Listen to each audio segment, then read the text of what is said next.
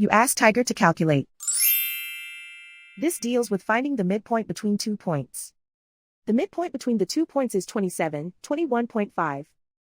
Let's solve it step by step. Plot the 2 points and calculate the midpoint using the formula. The coordinates of point 1 are, x1 equals 26, y1 equals negative 16. The coordinates of point 2 are, x2 equals 28, y2 equals 59. PM represents the midpoint of the 2 points.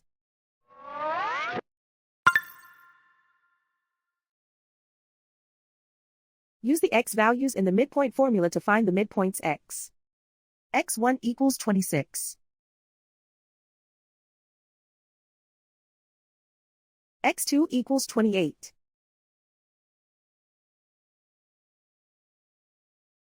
Simplify the arithmetic.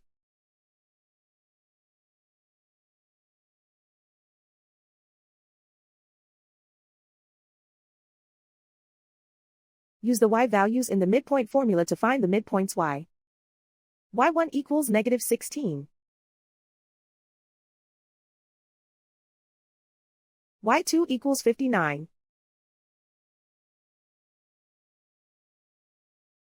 Simplify the arithmetic.